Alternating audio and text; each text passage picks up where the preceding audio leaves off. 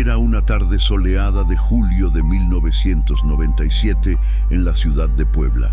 El aire estaba lleno del aroma dulce del pastel recién horneado y del sonido de risas infantiles que se mezclaban con música de fondo. En el patio de la familia López, globos de colores colgaban de las paredes y la pequeña Amara, de 7 años, corría entre sus amigas mostrando las trenzas adornadas con listones rosas que su madre le había hecho esa mañana. Todo parecía perfecto, como si nada pudiera romper aquella alegría compartida. Sin embargo, la calma de la fiesta escondía un vacío que nadie se atrevía a imaginar. Mientras los adultos charlaban alrededor de las mesas llenas de platos con mole poblano y aguas frescas, la niña desapareció en cuestión de minutos. Nadie escuchó un grito, nadie vio una pelea, apenas un lazo en el suelo cerca de la reja lateral y la sospecha de una camioneta blanca rondando la colonia. Lo que parecía un simple juego de escondidas pronto se transformó en una pesadilla que marcaría para siempre a toda la comunidad. A partir de ese instante, la vida de Teresa y Joaquín López cambió radicalmente. La ausencia de su hija los llevó a un recorrido desesperado, lleno de pistas difusas, silencios dolorosos y años de incertidumbre. El eco de aquella tarde siguió resonando en cada rincón de su casa, convirtiéndose en un recuerdo imposible de enterrar. Lo que nadie imaginaba era que, 5 años más tarde, un hallazgo fortuito reabriría la herida y revelaría verdades que parecían enterradas. Un objeto infantil en una venta de segunda mano volvería a encender la esperanza y conduciría a la familia por un camino tan oscuro como necesario. El 12 de julio de 1997 amaneció con un cielo despejado sobre la colonia San Rafael, en Puebla.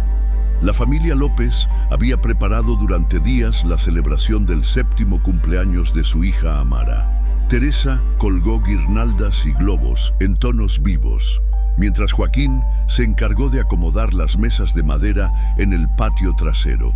El aroma del pastel de 3 leches impregnaba la cocina, mezclado con el olor de tamales que una vecina había llevado como regalo. Todo parecía dispuesto para una jornada de alegría, con niños corriendo y adultos brindando entre charlas y música. Amara, de piel morena y mirada inquieta, disfrutaba cada instante.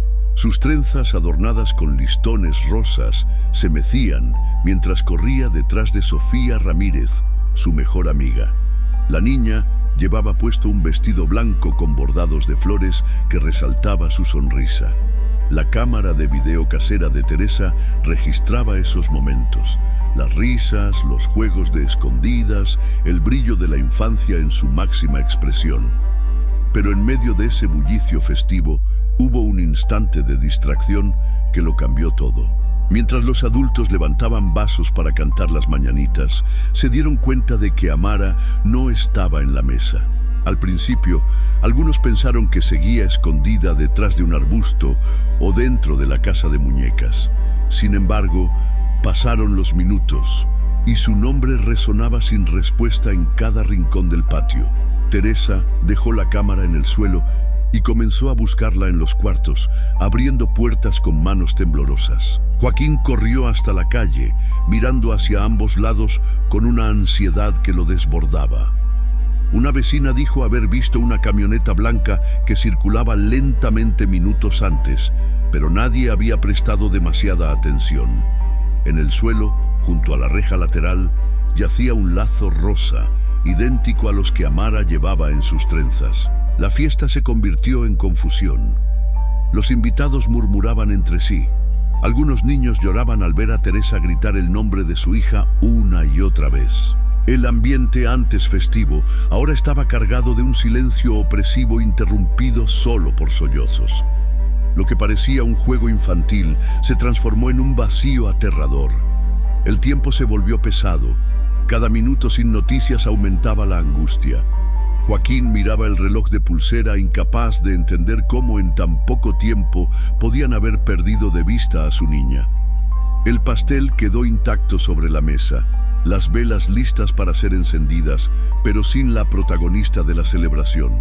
Ese contraste entre la decoración colorida y el miedo creciente quedó grabado en la memoria de todos los presentes. Fue en ese preciso momento que la colonia entera comprendió que lo que estaba ocurriendo no era una simple travesura infantil. Una sombra se cernía sobre la familia López y nadie podía detenerla. Si relatos como este tocan tu corazón, suscríbete, activa la campanita y deja un mensaje de apoyo para esta familia en los comentarios. Y entonces, justo cuando la desesperación alcanzaba su punto máximo, un invitado marcó el número de emergencias.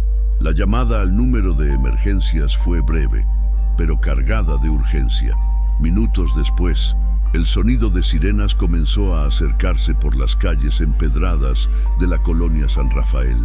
Mientras tanto, dentro de la casa, Teresa revisaba cajón tras cajón, con la esperanza absurda de que Amara estuviera escondida entre ropa o juguetes. Sus manos temblaban tanto que apenas podía sostener las manijas. Joaquín, por su parte, recorrió las esquinas cercanas con pasos largos y mirada perdida. Preguntó a vendedores ambulantes si habían visto a una niña de vestido blanco. La mayoría negaba con gestos de desconcierto. Solo un joven comentó que una camioneta blanca había pasado lentamente por la calle hace menos de media hora, pero no supo precisar detalles. Ese comentario, en ese instante, sonaba difuso, casi irrelevante.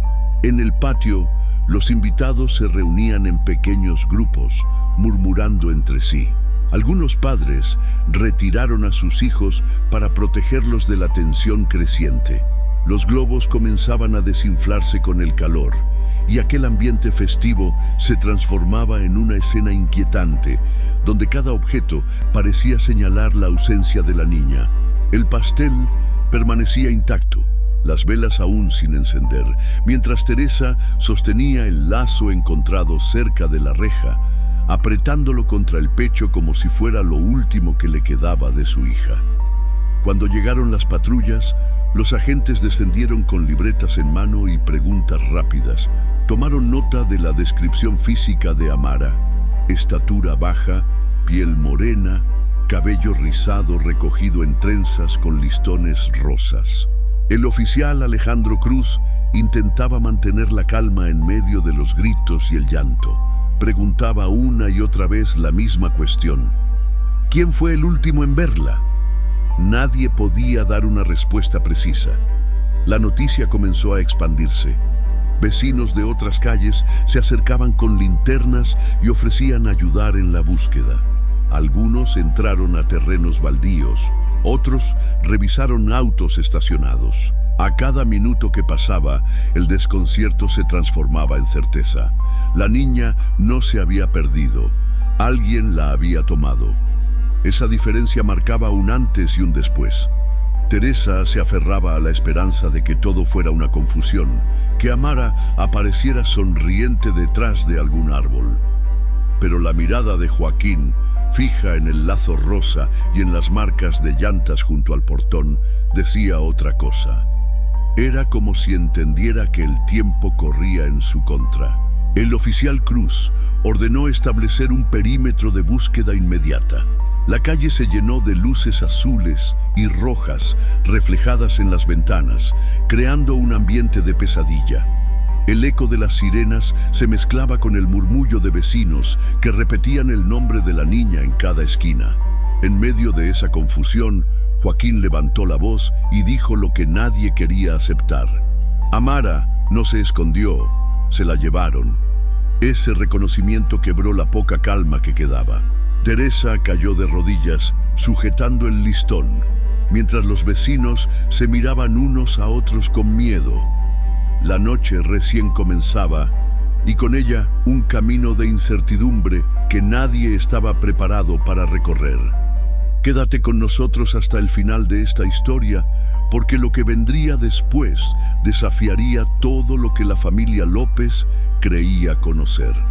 Las luces intermitentes de las patrullas bañaban de azul y rojo las fachadas humildes de la colonia San Rafael. El eco de radios policiales, mezclado con órdenes cortas, rompía el silencio que se había apoderado de la calle. Vecinos que antes reían en la fiesta, ahora sostenían velas encendidas, como si la luz pudiera guiar a Amara de regreso a casa. El olor a cera derretida y gasolina de las patrullas se mezclaba con el aire húmedo de la noche, creando una sensación sofocante que nadie podía ignorar. Teresa permanecía sentada en la banqueta, con los ojos hinchados y el listón rosa apretado entre los dedos. A su lado, Joaquín trataba de responder a las preguntas de los agentes, aunque su voz se quebraba a cada intento. Describía una y otra vez el vestido blanco con bordados, las sandalias gastadas, la bicicleta rosa que había sido su regalo el año anterior. Cada detalle se anotaba en una libreta, pero nada parecía suficiente para traerla de vuelta.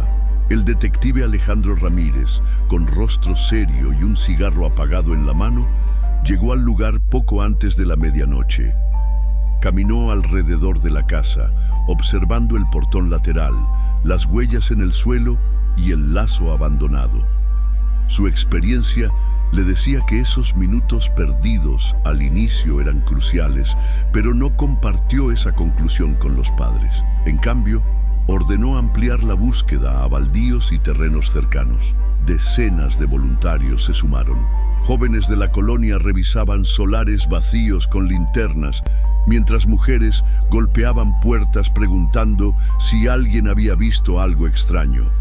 Un vecino aseguró haber escuchado el rechinar de un motor viejo alrededor de las 5 de la tarde, pero no supo precisar más. Otro juró haber visto un bulto cubierto en la parte trasera de una camioneta, aunque no sabía si era real o producto de su imaginación. El ambiente se tornaba más denso a cada minuto. Los perros ladraban de forma insistente, como si también sintieran la tensión. Teresa cubría su rostro con las manos, murmurando oraciones entrecortadas. Joaquín caminaba de un lado a otro, repitiendo frases que nadie entendía del todo. La comunidad entera compartía una misma certeza: algo grave había ocurrido frente a sus ojos. A medida que avanzaba la madrugada, la búsqueda se extendió a orillas del río cercano. El agua corría oscura y pesada, y cada linterna iluminaba ramas, piedras y bolsas plásticas que generaban falsas alarmas. Los agentes anotaban cada hallazgo, pero el rostro del detective Ramírez mostraba la frustración de no tener una pista clara. En un intento por mantener la calma, el oficial Cruz reunió a los padres y les aseguró que se activarían protocolos estatales. Sin embargo, en voz baja, comentó a un compañero que la falta de una descripción precisa del vehículo complicaba todo. Joaquín alcanzó a escuchar esa frase y su cuerpo se estremeció. El amanecer encontró a la colonia agotada, con vecinos que se negaban a regresar a sus casas. En cada esquina, el nombre de Amara se repetía como un eco, y mientras el sol iluminaba de nuevo la calle, quedaba claro que la niña no había sido encontrada y que el verdadero calvario apenas estaba comenzando. Con el paso de los días, la colonia San Rafael regresó lentamente a su rutina, pero en la casa de los López el tiempo se detuvo. El cuarto de Amara quedó intacto, como si en cualquier momento fuera a abrir la puerta y regresar. Las paredes lilas mantenían aún dibujos escolares pegados con cinta. La cama seguía cubierta con sábanas bordadas con flores y un oso de peluche ocupaba su lugar junto a la almohada. Cada objeto se transformó en un recordatorio doloroso de lo que faltaba. Teresa, incapaz de soportar la ausencia, dejó su trabajo en la escuela primaria donde enseñaba. Sus días comenzaron a girar en torno a visitas a la fiscalía, a psicólogos y a grupos de apoyo para familias con hijos desaparecidos. Su rostro se fue apagando poco a poco, y las sonrisas espontáneas se transformaron en gestos cansados. Se negaba a cambiar una sola cosa del cuarto de su hija, convencida de que cualquier alteración sería una traición a la esperanza de verla volver. Joaquín, arquitecto de profesión, se sumergió en el trabajo, aunque los planos que dibujaba carecían de vida. Sus colegas notaban cómo repetía trazos innecesarios o entregaba proyectos incompletos. En cada línea recta que trazaba parecía estar buscando un orden que su vida ya no tenía. De noche, se sentaba en el borde de la cama vacía de Amara, repasando mentalmente cada momento de la fiesta, tratando de identificar lo que se les escapó. Los aniversarios se convirtieron en ceremonias silenciosas. La familia preparaba un pastel, encendía velas y dejaba una silla vacía en la mesa. Vecinos cercanos se sumaban, dejando flores o veladoras en el portón de la casa. El eco de las canciones infantiles se apagaba rápido, reemplazado por lágrimas contenidas. Aquel ritual anual mantenía viva la memoria, pero también profundizaba la herida. Las investigaciones oficiales se diluían en expedientes olvidados. Nuevos casos llegaban cada semana a la mesa del detective Ramírez, quien, pese a su voluntad, no podía dedicar toda su atención al caso de Amara. Para Teresa, cada retraso era un golpe más. Para Joaquín, cada carpeta cerrada sin respuesta era la confirmación de que estaban solos en la búsqueda. Con el paso de los años, la colonia entera aprendió a vivir con la ausencia de la niña. Algunos vecinos evitaban mencionar el tema por respeto, otros mantenían la costumbre de preguntar si había noticias. Para Teresa, esa pregunta era un recordatorio cruel. Para Joaquín, un impulso que lo mantenía en pie, convencido de que no debía rendirse. 5 años después, en octubre de 2002, la vida de Joaquín tomaría un giro inesperado. Aquel hombre, acostumbrado a conducir sin rumbo por las carreteras de Puebla en las noches de insomnio, decidió detenerse en una venta de segunda mano en Cholula. El olor a madera vieja y hierro oxidado lo envolvió al entrar. Entre los objetos polvorientos, sus ojos se fijaron en algo imposible de ignorar. Una bicicleta rosa con la pintura desgastada y una cesta blanca en el frente. El local improvisado en un patio trasero de Cholula parecía uno más de tantos, con muebles usados, lámparas rotas y juguetes apilados sin orden. Joaquín entró sin intención clara, como solía hacerlo en sus recorridos nocturnos, buscando distraerse del peso de la ausencia. Sin embargo, aquel día el aire olía distinto. Una mezcla de madera húmeda y pintura vieja lo envolvía mientras caminaba entre pasillos estrechos de objetos olvidados. Fue allí cuando la vio. Una bicicleta rosa con la pintura descascarada y una cesta blanca en el manubrio destacaba entre herramientas oxidadas. Su corazón se aceleró al instante, porque esa bicicleta era idéntica a la que había regalado a su hija el año anterior a su desaparición. Se inclinó con las manos temblorosas y revisó bajo el asiento. El golpe en el pecho fue inmediato. Las iniciales AL estaban grabadas con las mismas letras torcidas que él había ayudado a marcar junto a Amara. No había duda. Joaquín retrocedió un paso, como si la bicicleta lo hubiera empujado con su carga de recuerdos. Una mujer de mediana edad, con cabello recogido y manos ásperas de trabajo, se acercó con una sonrisa incómoda. «Se vende barata, señor, si le interesa. Es usada, pero todavía funciona bien», dijo intentando sonar casual. Joaquín apenas pudo articular palabra, preguntando de dónde había salido. La mujer, que se presentó como Julia Salgado, aseguró que provenía de un lote comprado en un depósito abandonado. Su voz titubeante y sus ojos esquivos despertaron en él más sospechas que respuestas. Mientras recorría el lugar, descubrió entre los objetos una muñeca de trapo de piel morena y vestido azul. Era idéntica a la que Amara llamaba Lulú, la compañera inseparable que dormía a su lado todas las noches. Joaquín la tomó con cuidado, como si sostuviera a su propia hija. Julia intentó justificarlo. Son cosas que encontramos y restauramos para vender. No hay nada raro aquí. El pulso de Joaquín se disparó. Sabía que no podía mostrar demasiado, así que se ofreció a comprar la bicicleta y la muñeca, fingiendo desinterés. Mientras Julia se dirigía a la parte trasera por una cuerda para atar los objetos, él notó que la puerta del cobertizo estaba apenas entreabierta. La curiosidad lo dominó. Caminó con cautela, el corazón golpeando fuerte, y empujó la puerta. Dentro, el olor a humedad era intenso. Había cajas metálicas y estantes repletos de papeles viejos y juguetes cubiertos de polvo. Entre todo, un cuaderno infantil llamó su atención. Portada rosa con dibujos de estrellas, esquinas desgastadas. Lo abrió con manos sudorosas.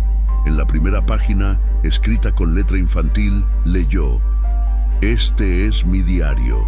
Me llamo Amara López y hoy es mi cumpleaños número 7. Joaquín sintió que el aire le faltaba. Cerró el diario de golpe y lo escondió bajo su chaqueta. No podía perder un segundo. Consciente de que cada movimiento podía delatarlo, salió del cobertizo con la bicicleta y la muñeca, fingiendo calma. Julia lo observaba desde la puerta con una expresión difícil de descifrar, entre sorpresa y desconfianza. Aquella noche, en una cafetería oscura del centro de Cholula, Joaquín abrió el diario frente a Teresa. Ambos reconocieron sin dudas la caligrafía de su hija. La esperanza, dormida durante 5 años, acababa de despertar de la manera más inesperada. La cafetería donde Joaquín mostró el cuaderno a Teresa estaba casi vacía, con mesas metálicas frías y olor a café recién colado. Teresa abrió el diario con manos temblorosas, repasando las páginas llenas de dibujos torpes de flores, corazones y frases cortas escritas con lápiz. Hoy Sofía me regaló un dulce. Mi mamá dice que soy su princesa. Papá me prometió llevarme al parque el domingo. Cada línea era un eco directo de la voz de Amara, y con cada palabra los ojos de Teresa se llenaban de lágrimas. En una página intermedia había descripciones que helaban la sangre. Hoy me dijeron que me llamo Lía, pero yo sé que no es verdad. Otra, me dicen que no debo hablar de mamá ni de papá porque ya no existen. Esas frases confirmaban que no se trataba solo de objetos perdidos, sino de la vida de su hija arrancada a la fuerza y moldeada bajo un control cruel. Joaquín, con la mandíbula apretada, aseguró que no podían perder más tiempo. El diario era una prueba tangible de que Amara estaba viva y de que alguien la estaba obligando a vivir con otra identidad. Teresa lo abrazó con desesperación, sintiendo que la esperanza podía convertirse en realidad, aunque también era consciente del peligro. Al día siguiente, llevaron el cuaderno y la información a la comandancia. El detective Alejandro Ramírez, envejecido y con canas más notorias que 5 años antes, los recibió con escepticismo al inicio. Sin embargo, al leer las frases y reconocer la descripción de la bicicleta y la muñeca, su semblante cambió. Esto no es un simple hallazgo casual. Aquí hay una línea que debemos seguir, murmuró mientras ordenaba revisar los antecedentes de la familia Salgado. La policía decidió montar vigilancia discreta sobre la propiedad donde Joaquín había encontrado los objetos.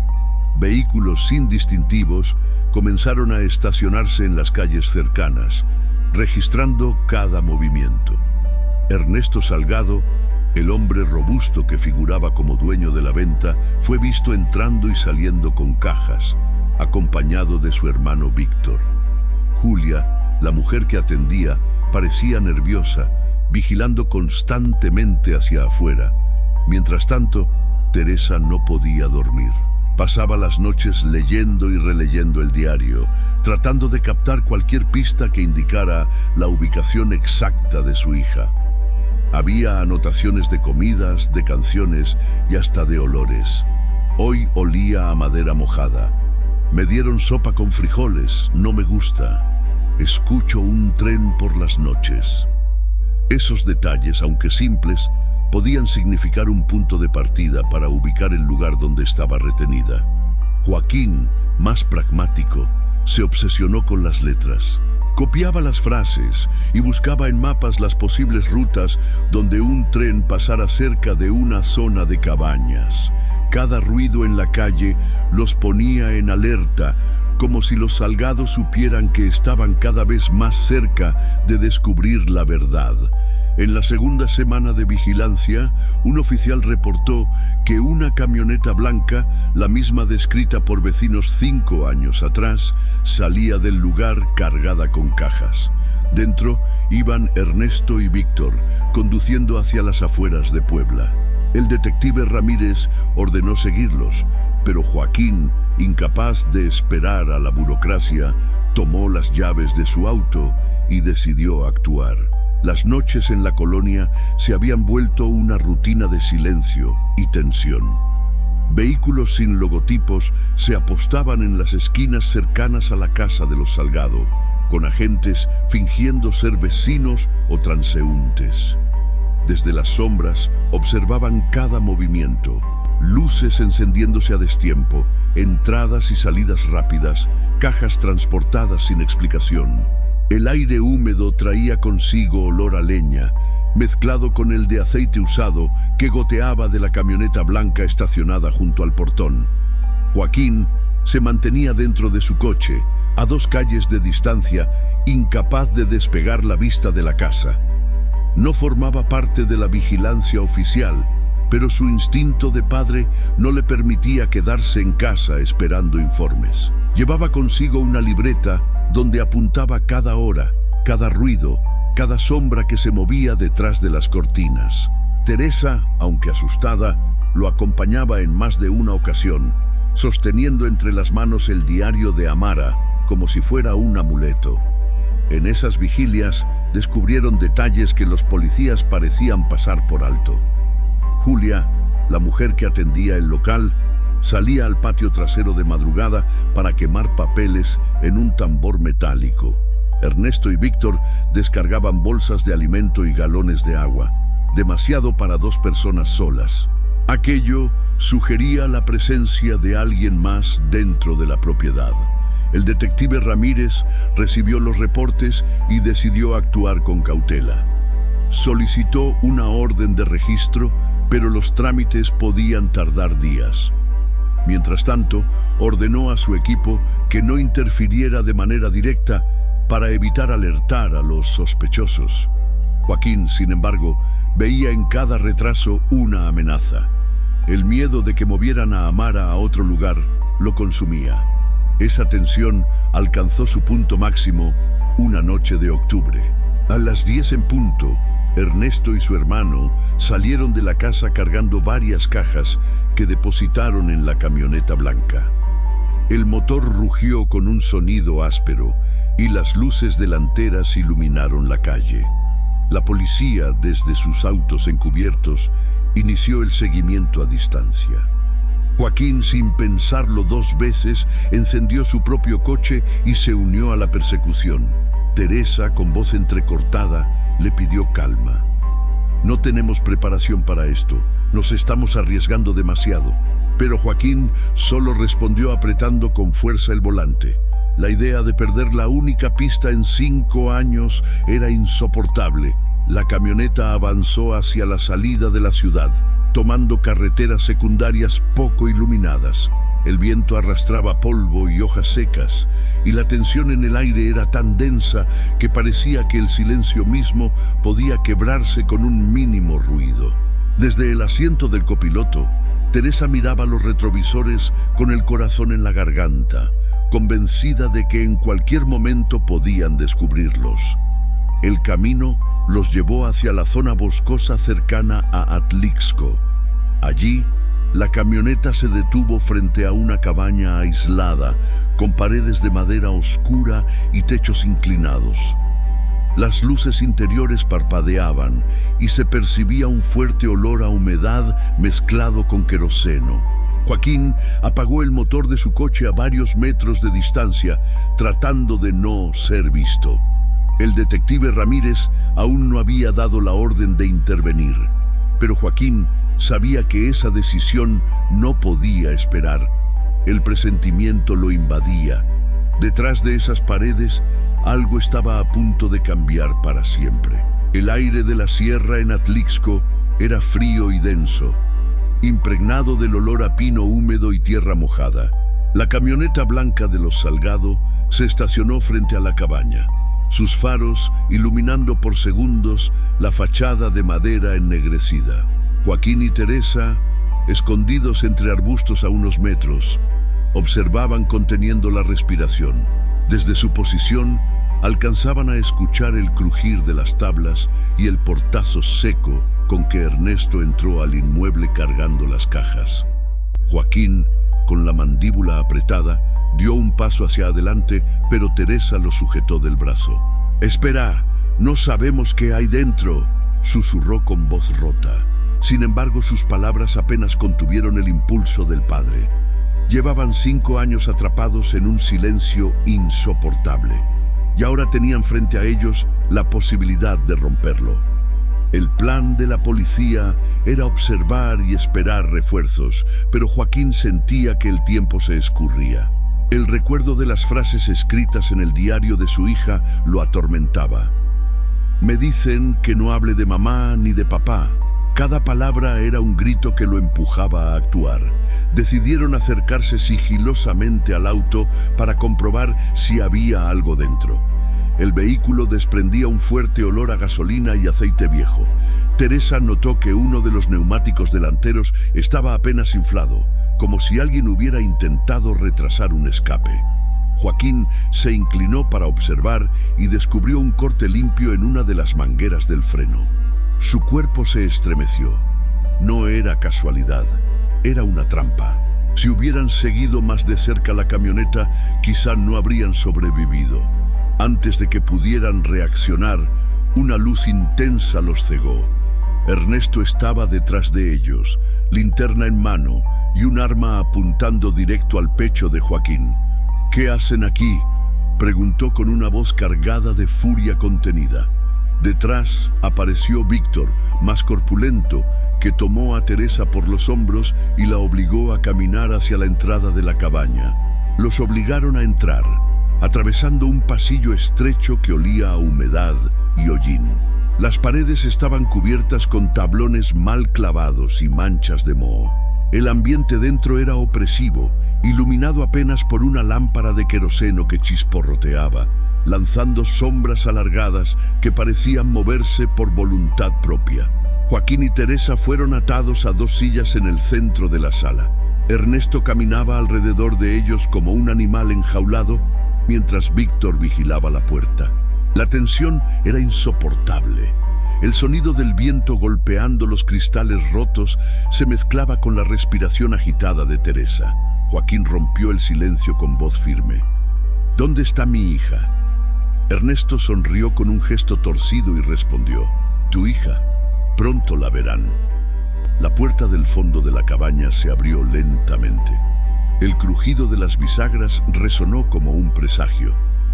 Desde las escaleras, una figura comenzó a descender con pasos lentos. Era una silueta delgada, con trenzas largas y un vestido claro.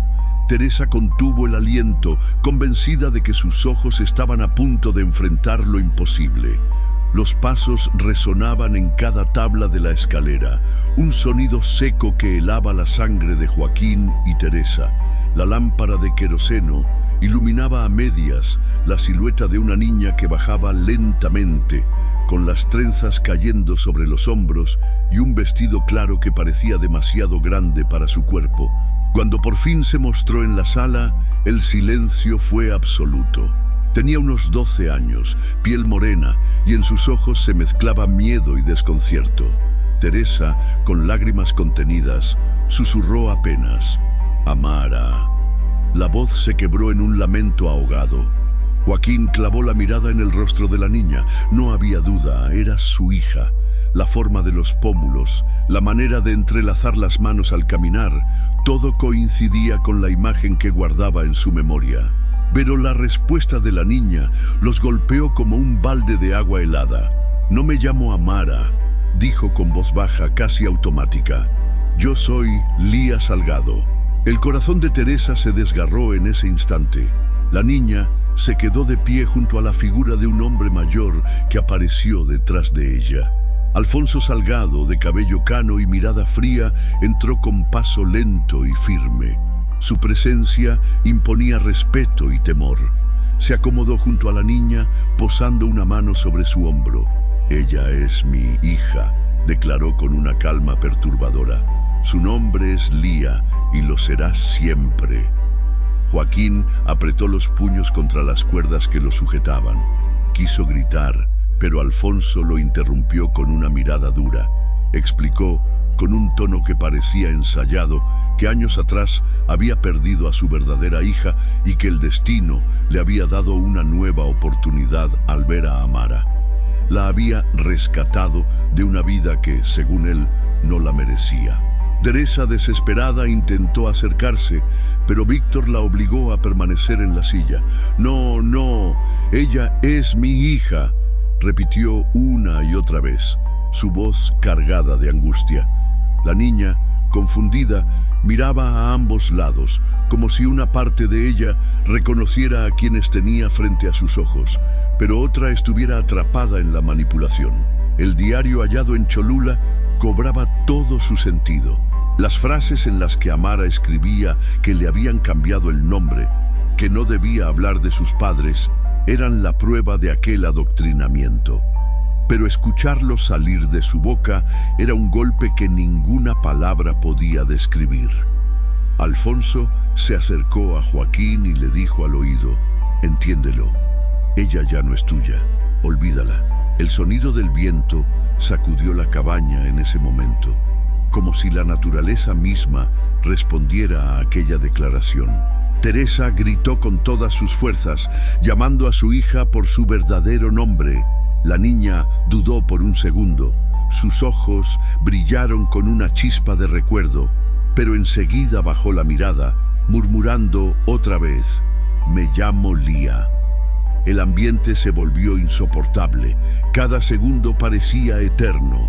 Joaquín sabía que estaban al borde de perderla para siempre, no solo físicamente, sino en su identidad. Y justo cuando la tensión alcanzaba el límite, un ruido metálico en el exterior hizo que todos giraran la cabeza hacia la puerta principal. El golpe metálico contra la puerta principal retumbó en toda la cabaña. Ernesto se sobresaltó. Víctor levantó la linterna y Alfonso entrecerró los ojos con rabia contenida. Teresa y Joaquín apenas tuvieron tiempo de mirarse antes de escuchar un grito seco: «¡Policía! ¡Nadie se mueva!». El sonido de las bisagras al romperse fue seguido por el estruendo de botas entrando con fuerza. El detective Ramírez encabezaba el operativo, con arma en mano y el rostro tenso. La sala se llenó de luces de linterna que cortaban la penumbra. Ernesto intentó levantar la pistola, pero dos agentes lo redujeron en segundos, inmovilizándolo contra el suelo. Víctor forcejeó, lanzando golpes al aire, hasta que una culata en el hombro lo hizo caer. Alfonso, sin embargo, no retrocedió. Con una calma perturbadora, sacó un revólver y lo apuntó directo al pecho de Teresa. «Un paso más y ella muere», advirtió, su voz grave resonando en las paredes de madera. El silencio volvió a dominar la sala, roto solo por el crujido de la lámpara de queroseno y la respiración agitada de los presentes. Fue entonces cuando la niña dio un paso adelante. Su cuerpo temblaba, pero su voz salió firme. «No soy Lía, soy Amara López. Ellos son mis padres». Las palabras, pronunciadas con valentía, hicieron vacilar a Alfonso. Sus manos temblaron apenas, lo suficiente para que Ramírez diera la señal. Dos agentes se lanzaron hacia él, derribándolo con fuerza. El arma cayó al suelo, rebotando contra las tablas. Teresa se levantó de inmediato y corrió hacia su hija, abrazándola con una desesperación contenida por 5 años. Joaquín aún con las cuerdas en las muñecas, se inclinó hacia adelante, con lágrimas corriendo por su rostro. El grito de Amara repitiendo «mamá, papá», rompió el muro de manipulación que la había mantenido prisionera. La niña lloraba, escondiendo el rostro en el pecho de Teresa, mientras la policía sacaba a los 3 hombres esposados, escoltados bajo insultos y gritos de rabia. La madrugada en Atlixco quedó marcada por el sonido de sirenas alejándose y el olor a tierra mojada mezclado con pólvora. Afuera, bajo una llovizna ligera, Amara fue cubierta con una manta térmica y trasladada al vehículo de emergencias. Teresa no la soltaba de la mano, temiendo que todo fuera un sueño del que podía despertar en cualquier momento. Horas después, en el Hospital General de Puebla, médicos confirmaron que la niña estaba desnutrida pero estable. Lo más delicado, advirtieron, era el daño emocional. El equipo de psicólogos preparó a la familia para un largo proceso de recuperación, en el que Amara tendría que reconstruir su identidad y sanar las heridas invisibles que Alfonso y los suyos habían dejado. El juicio contra los Salgado se prolongó meses, con testimonios escalofriantes sobre cómo habían intentado reemplazar a una hija perdida con la vida de otra niña. Fueron condenados, pero para los López esa sentencia no borraba el sufrimiento. Lo único que importaba era que Amara estaba de vuelta. En la última audiencia, Joaquín tomó la mano de su hija y le susurró: «Nunca dejaremos que nadie te borre de nuevo». Ese fue el cierre de una historia marcada por la oscuridad, pero también por la fuerza de una familia que se negó a rendirse. Y para quienes escuchan este relato, queda una lección. Detrás de cada caso de desaparición hay un mundo suspendido en el dolor, y cada minuto de atención puede marcar la diferencia entre la pérdida y el reencuentro.